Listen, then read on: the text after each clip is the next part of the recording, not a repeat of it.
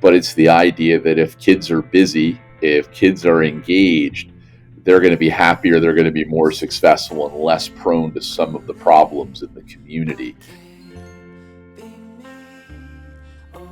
I'm Sarah Grass, and this is Season 1 of Hearsay from the Sidelines, a show about the place where law, sports, and culture intersect. Brought to you by Culture and Sports and Seton Hall Law School's Gaming, Hospitality, Entertainment, and Sports Law program.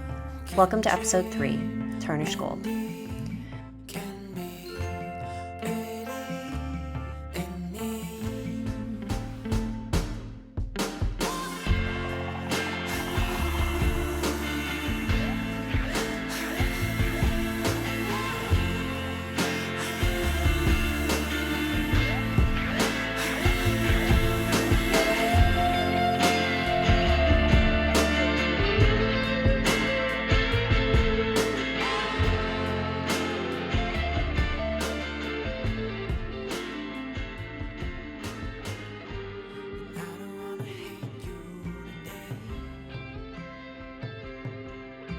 To fully engage in the current conversation about trans inclusion in youth sports, I think it's necessary to go back in time to where interscholastic sport originated. This allows us to understand why athletics were introduced and nurtured in educational institutions. It also presents an opportunity to learn from the unfortunate history of race and gender discrimination and the structural inequalities that were present almost from the point of inception. I recognize that throughout interviews and my own comments, there have been references to scholastic sports, interscholastic athletics, youth sports, and a few other variations. I've used them somewhat interchangeably, but it's worth mentioning that they're not functionally the same. And while they currently coexist, they emerged at different times, focused on varying objectives. Interscholastic sports are athletic activities that a school or school district sponsors or participates in that includes athletes from more than one school or school district, while scholastic sport refers to games played by members of the same school. Youth sports is a broader umbrella which includes community teams sponsored by towns or organizations like the YMCA or police athletic leagues, as well as private club teams, all of which require athletes to pay some amount to participate. These distinctions are significant from a legal standpoint. Most of the state law bans on trans participation discussed in Episode 2 applied specifically to interscholastic competition involving public schools, who are members of state athletic associations. In those states, private and community teams and teams at private schools are still generally free to allow trans athletes to play on the team that aligns with their gender identity, as long as they do not compete against teams to which the bans apply. They are also free to implement more stringent participation standards, as long as they do not illegally discriminate. And while my focus for this podcast is on scholastic and interscholastic athletic inclusion, this private sphere is a major part of the youth sports culture surrounding the debate about trans inclusion. I had a really eye-opening conversation with Kirsten Jones, a former D1 athlete, now a peak performance coach, and host of the Raising Athletes podcast, who recently released a book, Raising Empowered Athletes, that provides parents with practical advice and guidance on keeping youth athletics in perspective.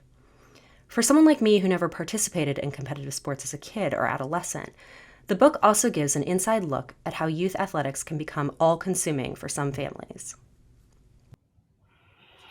So maybe it helps if I give you a little context of how we got here, and then I'll tell you about what's going on now. But basically, in the 60s and 70s, 26% of women worked outside of the home. By the mid-70s or early 80s, now more than double that had started working outside of the home. So now you have two working parents. So you have, what basically is the start of latchkey kids. Kids are coming home. There's nothing to do. There's no parent there. In the late 70s, actually early 80s, 1983, a report came out that said, America, you're behind educationally. You're not doing this right. Our kids are not the leading, the most knowledgeable kids in the world, and we're falling behind. And parental foes started kicking in. And then at the same time, ESPN is born. In 1979, ESPN comes online, and now you can watch sports 24/7, and you can see these athletes, and you see little 2-year-old Tiger Woods showing up on the course, and you see Nadia Comaneci, and you see Wayne Gretzky. And so I don't think there was like an aha moment. I don't think anybody like just one day realized this could be a thing. But, eventually you get, the 10,000 hour rule. And so you kind of have this combination of parents needing to be more involved because there wasn't any there, they needed to put some structure in because they're both working. So they start implementing some organized sports. Back in our day, you'd sign up for the YMCA and you'd probably pay $50 and your kid would play for 3 months. And, then eventually we got to where we're adding the dads in. In 1981, Adam Walsh is abducted and 38 million people tune in to find out that the world is a really scary place and we can't just let our kids go play in the street. So there was this swirling of events that were kind of happening. And then again, with the more income and dad saying, well, I played baseball, I could be a coach, they start getting involved. And I think it's all out of goodwill and it's all out of the best intentions. I don't think anybody's was necessarily setting out to but when they start seeing, at 10,000 hours and I can, Johnny cannot just play middle school and high school, but he could actually play in college. And, there are things called scholarships.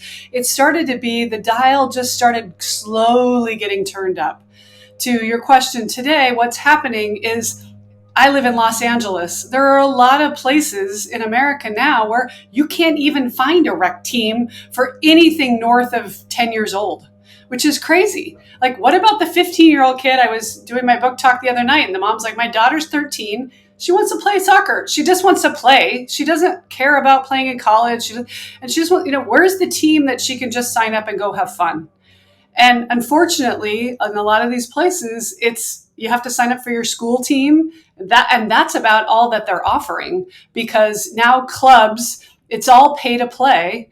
And kids are paying up to, parents are paying up to, the average is $12,000, not average, up to $12,000 for youth sports per year per child.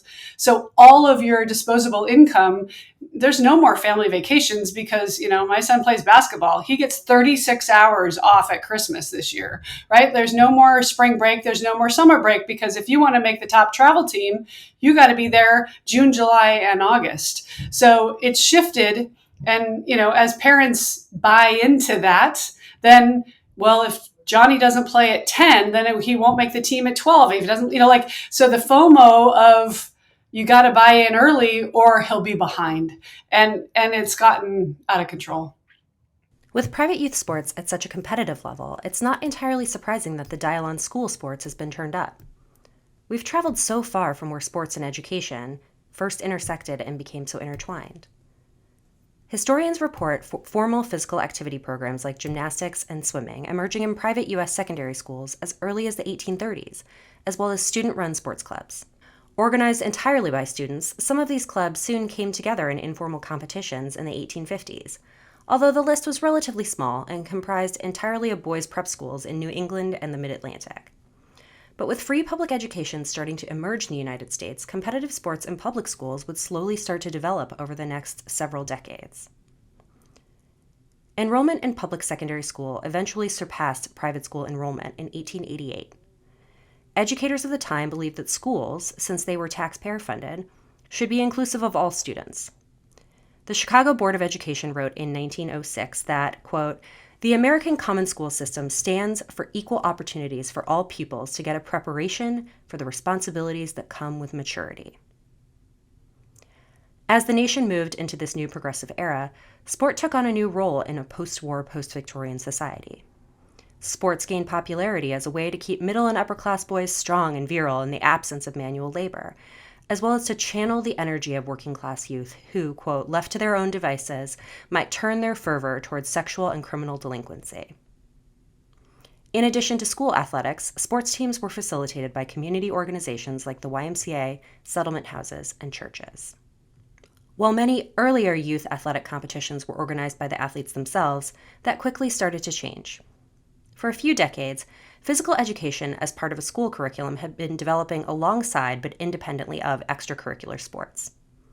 After the turn of the century, physical educators began efforts to bring interscholastic sports under school control for a couple reasons.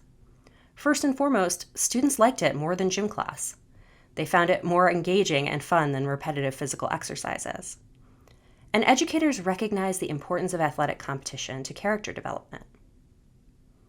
Second, interscholastic sports were in need of reform, as loose organization had led to issues like the use of ringers, corruption in conduct, and commercialization. Some of the other problems educators of the day commented on: the desire to win at any cost, pressuring athletes to play when hurt and causing injury, offering financial inducements to athletes to get them to attend their institutions, and the involvement of a few rather than the many. Progressive educators recognized that it would be counterproductive to try and suppress sports, so the necessary next step was for faculty to become involved in sports as part of education.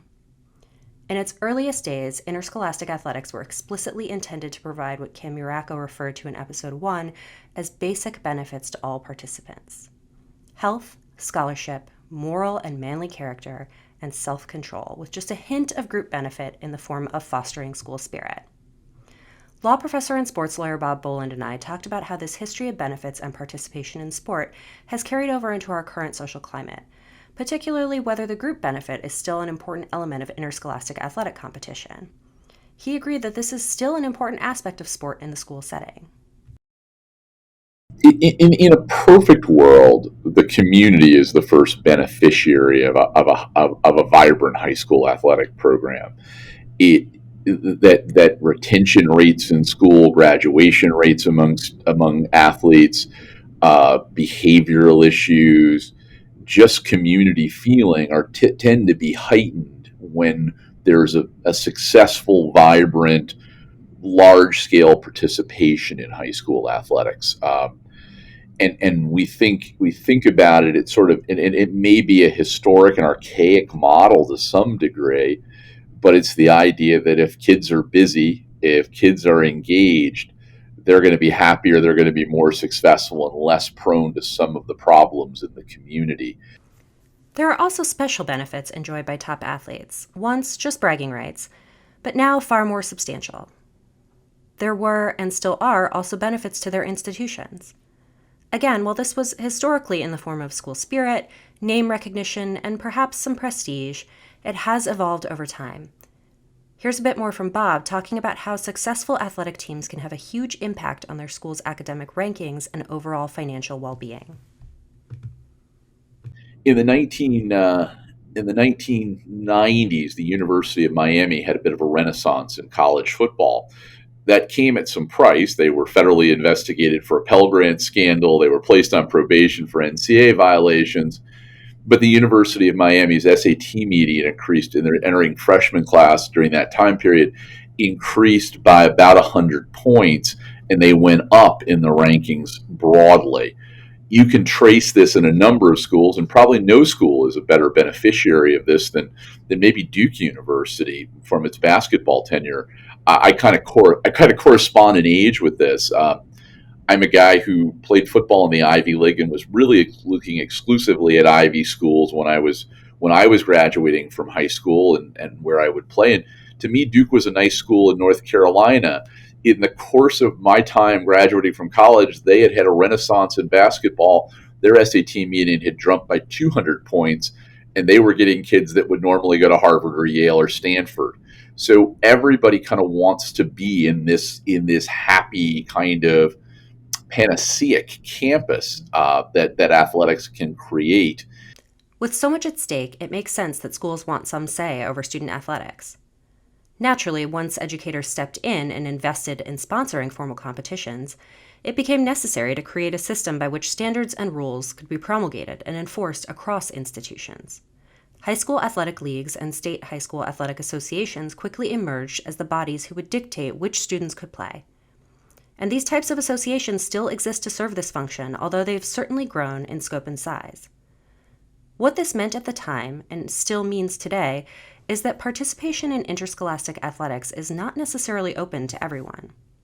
During what has been called the golden era of sport in the first decades of the 20th century, there were broad and diverse opportunities for people of all genders and races to play.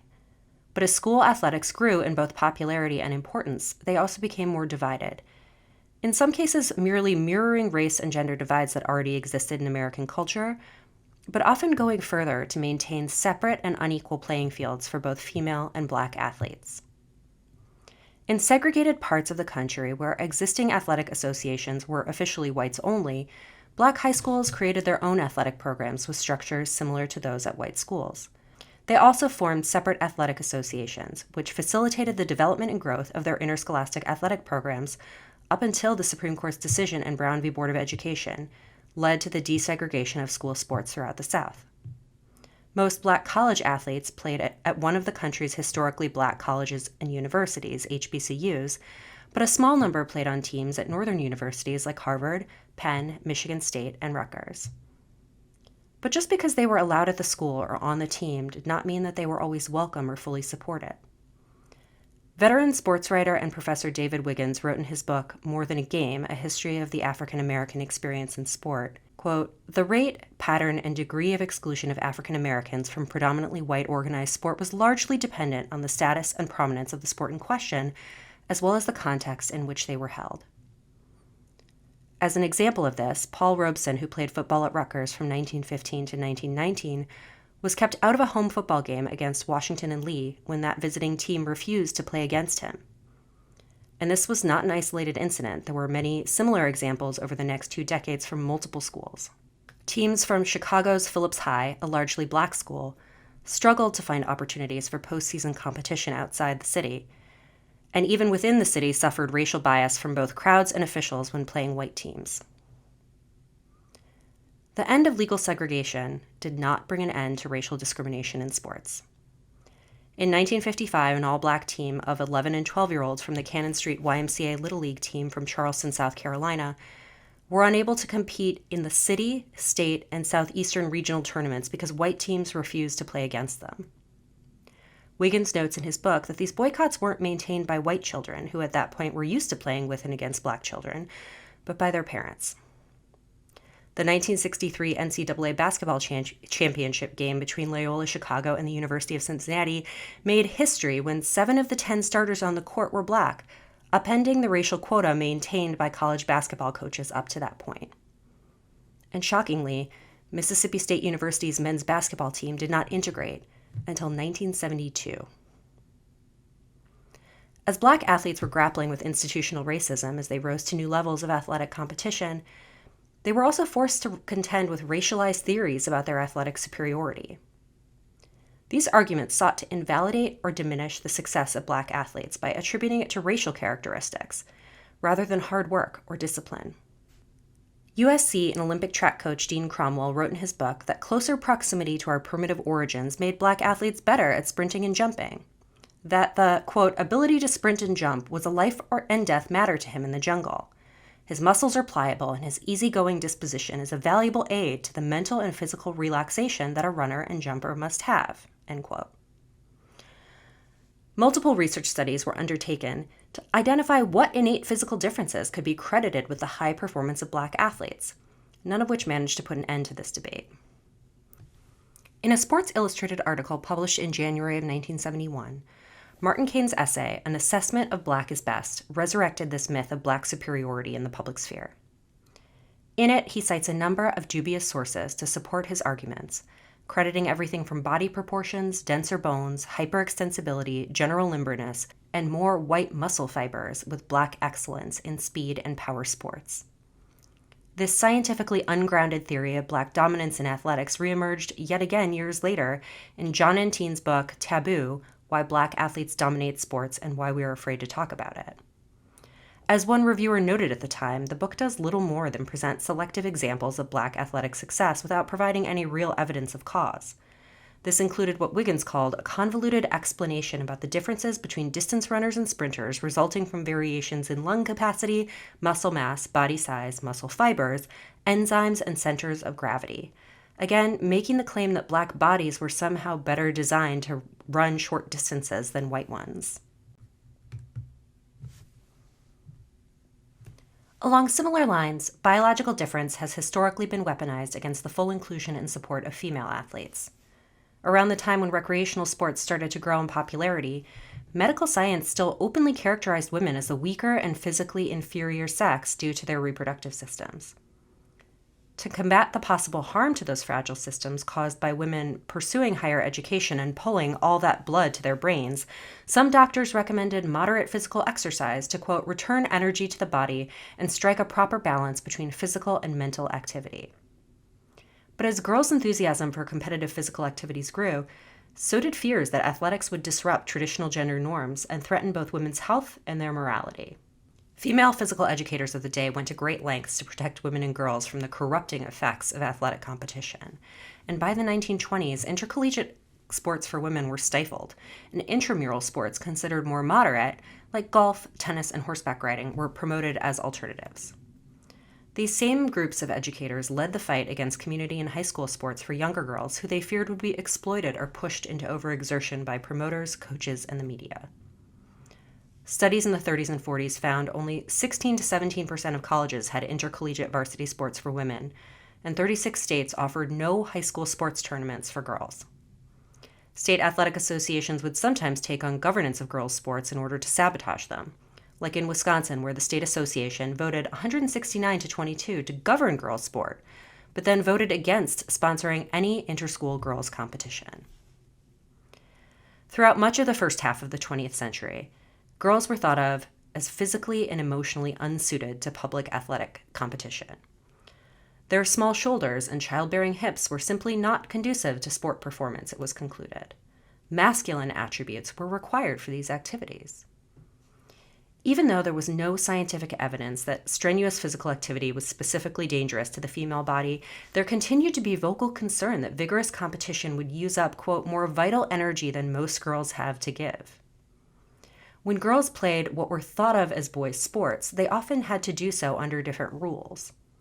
The first women's rule book for basketball was released in 1901. In it, there were 6 players instead of 5, who all played designated positions that confined them to zones on the court. No physical contact was allowed, and there were even restrictions on how many times they could dribble the ball, all to prevent any chance of unladylike roughness. Boys' rules for sport would be unnatural for girls who were, according to educators, quote, naturally less physical, aggressive, competitive, and vocal than boys. Again, the purpose was not to bar them from the basic benefits of sport, but the separateness was required because the male body was different and naturally better designed for the rigors of competition. Girls could be active, but not too much. Girls could play sports, but not too hard and not too publicly. Girls could have their own athletic facilities, but they didn't need to be as big or as well equipped because, well, they weren't designed for real competition. And when resources grew scarce, it was girls' sports programs that were eliminated because athleticism was not as critical to her development as a good wife and mother as it was to his development into a strong man.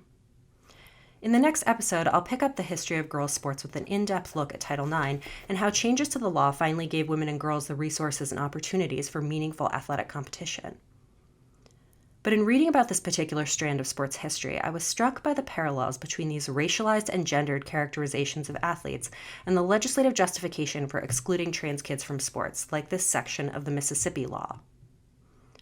Men generally have denser, strong bones, tendons and ligaments, and larger hearts, greater lung volume per body mass, a higher red blood cell count, and higher hemoglobin. Men also have higher natural levels of testosterone, which affects traits such as hemoglobin levels, body fat content, the storage and use of carbohydrates, and the development of type 2 muscle fibers, all of which result in men being able to generate higher speed and power during physical activity. There is a difference between correlation and causation. Yes, there are some biological differences between male bodies and female bodies when considered in the aggregate, just as there may be observable physiological differences between bodies of African descent and European descent. And there are and have been many amazing Black and male athletes. But that cannot lead us to the conclusion that race-linked or sex-based biological differences provide a specific or identifiable athletic advantage across the board. Athletic performance is about so much more than biology, and frankly, we do athletes of every age, gender, and race a disservice by reducing their performance to a sum of their physical parts. If we perpetuate the myth that athletes should expect more or less of themselves because of characteristics they cannot control or change about themselves or their competitors, we destroy the foundation of youth sport, which was born of students simply wanting to have fun, and educators realizing this fun could also support physical and mental wellness, academic success, and school pride. 70% of kids by age 13 are dropping out altogether now. Why? Because they're not having any fun. Why? Because there's all this pressure to perform and to win and to compete. And when I'm looking to mom and dad and all I really want is them to tell me I'm enough, and the message I'm getting is, well, you got thrown out at second and, whatever, we lost. And what does that mean? And, that pressure that I know parents don't mean to send down to their kid, but comes through what they do. They say, you know what? I don't need this. I would rather go hang with my friends or play a video game or hopefully do something positive, but not do sports. And what is that leading to? Depression, overwhelm. What we know is kids who are still active at 23 you've set that habit. Now you're going to be an athlete for life. And I don't mean competitive athlete. I mean, you're going to want to go hiking and you're going to go biking and you're going to see yourself. You and I spoke about it the other day as, I'm going to try a new sport because I'm curious. Versus what I hear now are some kids of that coach beat my son in submission about soccer that he has never picked up a soccer ball since. And now he won't ever play again. And that is sad. That's a very sad state when it's not only not a ticket to anything, but it's actually helping people opt out altogether. It feels like this should be what concerns us and educators. This culture that has pushed kids away from the very basic benefits of playing sports that motivated schools to get involved in their management. Maybe this should be what we mobilize to address, rather than standing in the way of a handful of trans kids simply trying to enjoy their high school experience and engage in extracurriculars with their peers. And if one of the driving motivations behind student participation in sports is character development, then what do we teach kids by removing everyone who isn't like them from the playing field? 1/5 of 1% of athletes that are competing in youth sports are trans. It's nothing. It's like saying, the kids who are 7 feet tall and above are not allowed to play. It's irrelevant, and it's so important for us to be inclusive. They've got enough going on. I don't think anybody sets out to say, I'm going to do this so I can further my athletic career. No. I'm just trying to be a human that's, again, wants to know I'm enough and loved and accepted, and who knows what each of them are going through on the inside and at home, and whether they're accepted in their community or not. Absolutely, 100%. Kids should be embracing and allowing people to be who they are. And when we do that, we're not all going to be, again, black or white or female or male or whatever, 7 feet tall or 5 feet tall, but we all add value. We all have gifts. And if we think that only certain gifts are allowed, we're losing as a society. Because just like the kid the transfer student that comes from France or Ecuador, and what you learn about their culture and their language, the same thing. What you're going to learn. I mean, I played for a lesbian coach in high school for volleyball and then in college. And I remember when I was getting recruited, I remember one of the coaches said, well, you're not going to want to go to that school because she's a lesbian, right? And that people were discriminating out loud about a choice I was going to make was like, okay, well, I'm definitely not going to your school. Whereas if, and P.S. I chose the woman who was in my wedding, by the way, and is one of my best friends, and I speak to every week because she's a good human. And that's who I want my kids and I want to be surrounded by. I'm choosing the best people. And I would love to. I was actually listening to a fabulous podcast about bias, and we all like to think we don't have biases, but we all have implicit biases. And even though we're like, no, I don't.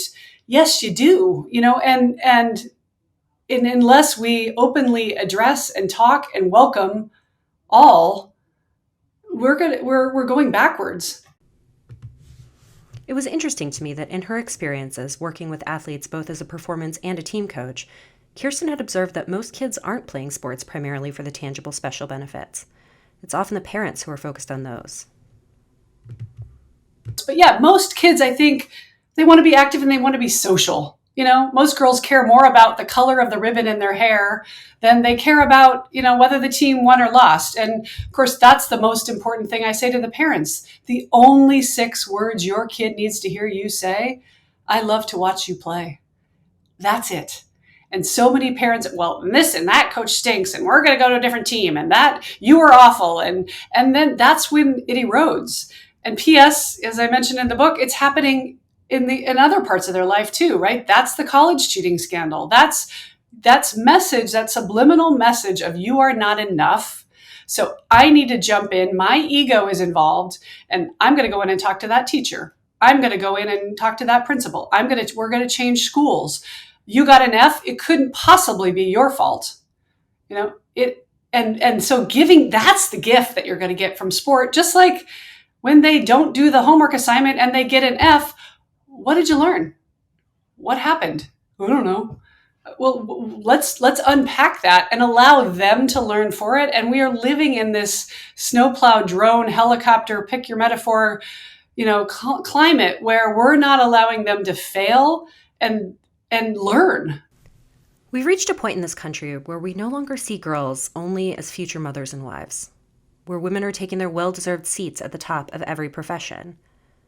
We don't tolerate gender separation in education, won't accept the tracking of girls away from math, engineering, and biology.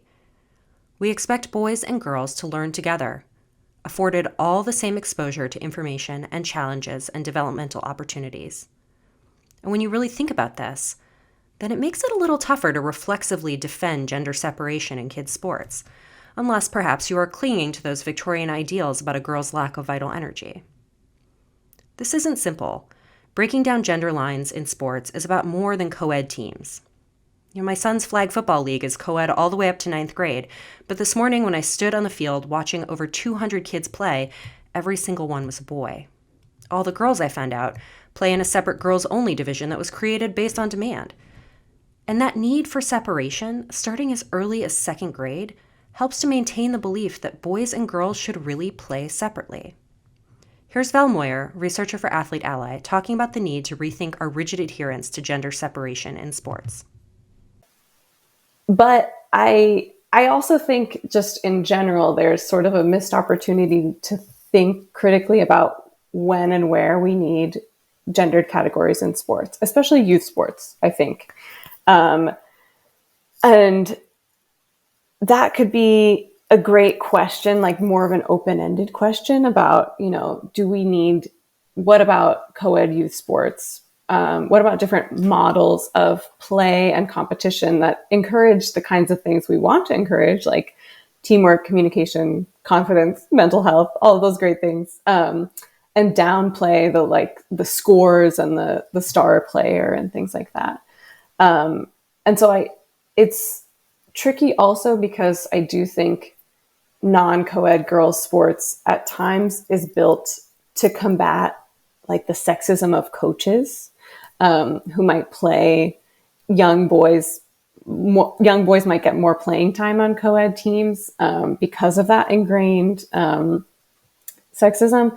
And so, but I think that's then its own little problem rather than making a whole model to try to combat that. So I do think we need to really think about what is the purpose of gender categories, when, where, and when can we push against them and kind of play with them, especially for non-binary kids, of which there's like a growing population of youth who identify as non-binary, and just the structure of sports itself as in binary gender categories can feel exclusive to them. So yeah, I'm up for much more. Co-ed is not always the right term, but much more play with gender and sports categories, particularly at the youth level. I think there needs to be room for that. I understand how difficult it must be for female athletes to feel like they are losing precious opportunities to play and be recognized for their excellence. It was only a couple generations ago that the physical inferiority of women and girls was considered a fact by pretty much every formal institution, from education to medicine to the military.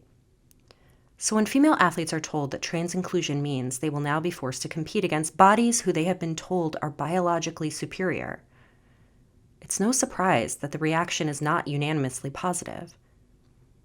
It's worth remembering that these opportunities are so precious because they are still objectively unequal to those of male athletes. When cis women are pitted against trans women in the sports inclusion debate, the only winners are men.